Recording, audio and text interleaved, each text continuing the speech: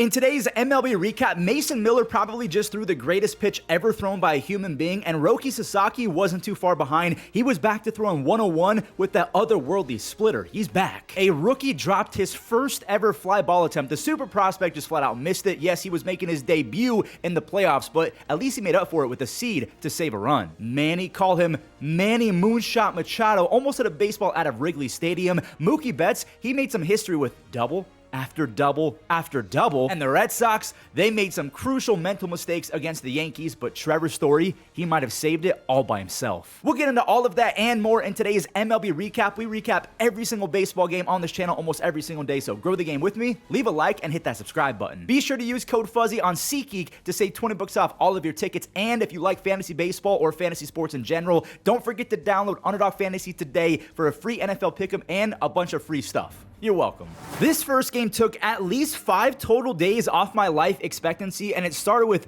the rookie phenom Chase DeLauter dropping a fly ball on his first ever fly ball attempt. Now, thankfully, Tanner Bibee had his rookies back. He struck out the side to strand him. I was gooning at this point, and then it became gooning squared on this George Valera solo home run. He went almost 415 feet into the wind. That ball was torched. His swing is very Robinson Cano-like. Maybe he modeled it after Cano because he did grow up in New York. Oh no, the bases are juiced to Javi. He had multiple base hits again. He has back-to-back games with 2+. This first one drove in 2 to take the lead. Hold on a sec. Chase DeLauter, he fired a seed to third base, and they went to the replay. McKinstry is out, and because Dylan Dingler was watching the play unfold for a split second, that slowed him down. The tag was applied before Dylan touched home, so it's still tied at 1-1. We're going to fast forward to the 8th because I think at this point the Tigers were 1 for 12 with runners in scoring position. That's why it's still 1-1. Rocktober is here. Brayan Rocchio turned on 100 miles an hour. He goes yard. Daniel Schneemann, he had an RBI double after Quan doubled. Quan has been awful for the last few months, so seeing him get on base with extra bases is just, I mean, it was like Christmas coming early. Bo Naylor, he got fooled, but because he caught a barrel, it left for a 3-run lefty-lefty home run off the devastatingly good Herder. I mean, he just does not give up home runs to lefties. I could not believe that happened. I also could not believe that I was seeing Cade Smith in the 9th up by 5. The bases got loaded. Thankfully, I'm saying thankfully because I'm a Guardians fan, sorry Tigers fans, but Dingler lined out to first base. Book it. The Tigers put up a franchise worst 1 for 15 with runners in scoring position. I do not think that's going to happen again. So if you're the Guardians, you got to put up another 5 or 6 runs. Game number 3, who's going to be starting for each team? You have Slade Ciccone for the Guardians versus Jack Flaherty. I am nervous about Slade because he's either going to go 7 with 1 earned run or 5 or 6 innings with 5 or 6 earned runs. There's no really in between because he has almost 5 ERA at home. They're probably going to pivot to Joey Cantillo if anything bad happens. Flaherty almost had a 4.7 ERA, but he has dominated in his career in Progressive, so again, I am nervous. In your opinion, who do you think's about to move on? Game number 2, we have the Padres in Wrigley again. Fernando got on and stole third base after Rice singled after Tatis singled. Now it's 2 ducks on for Jackson Merrill. He did his job. Sac flies are still underrated. Dylan Cease, he only made it 3 2/3. PCA, he came up with 2 on. They had to go with Adrian Morejon because if this game got away, I mean, Cubs were going to take it. PCA has been doing that a lot, just rolling over to first base. He was not happy. He instantly spiked his helmet. He is really going through it, especially in the second half. Tatis, he worked a sick walk in the 5th, and I truly had I was watching this game live, obviously. I had no idea why Shota Imanaga was on the screen, just like I was like, why is Cade Smith still in the 9th when we have a game tomorrow up by 5? Why did they leave in Shota? Because Manny destroyed a moonshot. By the way, shout out to that fan for the barehanded catch. I don't know why he was in there. Manny absolutely pimped that pitch. Whoa, Adrian Morejon, he came out for another inning. Look at the kick save, and now it's time for one of the greatest innings in MLB history, and maybe the greatest pitch ever thrown by a human. You had 103 at Seiya's hands, which is crazy saying that's not the best pitch in this game. Mason dotted 104.5 on the corner, and that right there is the best pitch ever in my opinion. I know that Chapman threw a baseball harder, but it was a ball by 3 or 4 feet. That was dotted at 104.5. Mason then got PCA looking at a slider. He's back out for the 8th. He made it 7 strikeouts in a row to begin his postseason career. Then he made it 8 in a row to start his playoff career. Remember, he was a lifelong A, so he's never made the playoffs before. Now, he did hit Michael Busch, so they deployed Robert Suarez.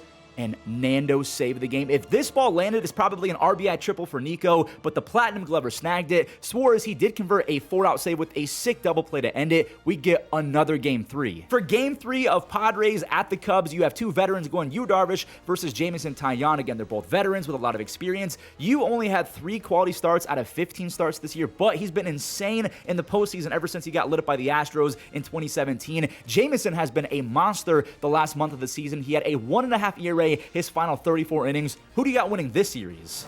The Yankees are also trying to force a Game 3, and Boston all but wrapped up this game for the Yankees with a giant big red bow. It was one of their sloppiest games I've ever seen them play. This is why you play your best players. Obviously, I know that platoons exist and Ben Rice isn't the best against lefties, but he just ripped a 2-run home run. I'm just under the impression that in the postseason, you play the guys that carried you all season. Trevor Story, he flipped the script. A 2-run knock up the middle. He was so good in this game. Jazz, look at this play right here. So we have back-to-back games between that Robert Suarez double play and this right here. Just back-to-back games with a sick double play that saved a run. Brian Bayo, he's out after 2 1/3. Justin Wilson's in, and Bellinger skied one, but no one was able to tag. He threw his helmet just like PCA. Ben Rice had a perfect, but this is a hashtag baseball moment. It was directly to someone. Skipping to the 5th, Trent Grisham, he walked and then got to second on a wild pitch against some sloppy baseball by the Red Sox. Judge, he dunked one to left field. Duran got there, and it's just been a brutal series for Jaron. He is 1 for his first 7, and he's lucky that was not called an error because he got there with plenty of time, and he just flat out missed it. Trevor,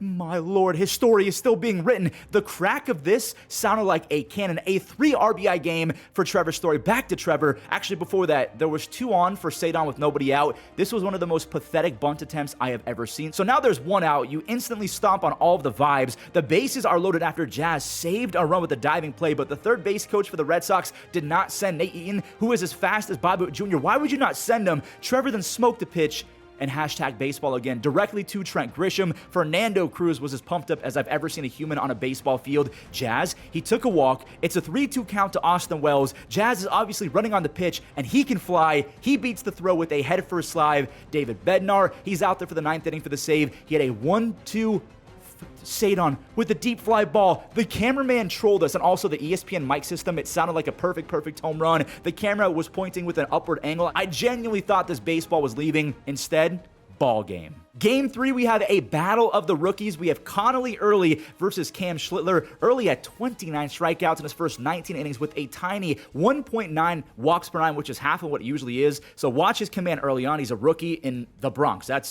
That sucks. Cam Schlittler is used to the Bronx because he's a rookie Yankee pitcher, and honestly, he had one of the better rookie starting pitching seasons by a Yankee ever. He had a 2.2 ERA with a 2.5 FIP his last 9 starts. He throws gas, so you have to focus on that. If you can barrel up his fastball and force him to throw secondary pitches, that's how you get to him.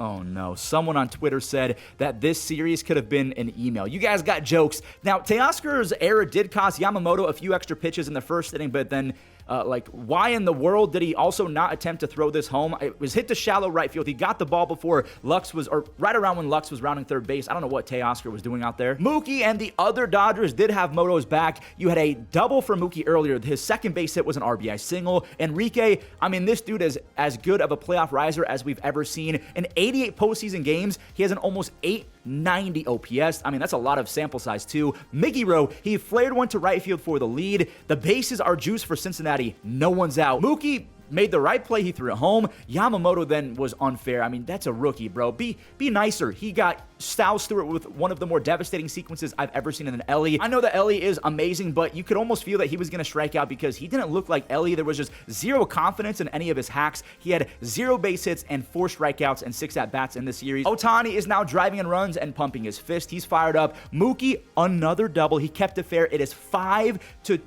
Teoscar, he thankfully atoned for his sins. He gave up 2, but then he got them both back. He had 6 runs batted in these 2 games. Mookie with his 3rd double. He is the 3rd player ever to have 3 doubles in a postseason clinching game. He upped his postseason OPS by almost 30 points in this game alone. Vesia, he got out of another bases-loaded jam to the Reds with a perfect pitch to TJ Friedl. The Reds left 9 on base, just cannot happen in a clinching game as Roki. I mean, they fixed him. He's back to throwing 101 with that demon splitter. Look at these pitches. Tanner Scott, you are not the closer. Now, I still want Roki as a starter, but a fully unleashed Roki for the rest of the playoffs, yeah, I'm in for that. So what does that mean? The Dodgers sweep and they advance. We now get Shohei Ohtani on the bump versus the juggernaut Phillies in Game 1 of the NLDS. I wish that it was a 7-game series. As baseball fans, we deserve that. This postseason has been so memorable already, just cinema after cinema. I've been having a blast. I hope that you guys have been enjoying it as well. If you are, leave a like and subscribe so you never miss out, and I'll catch you tomorrow for another recap.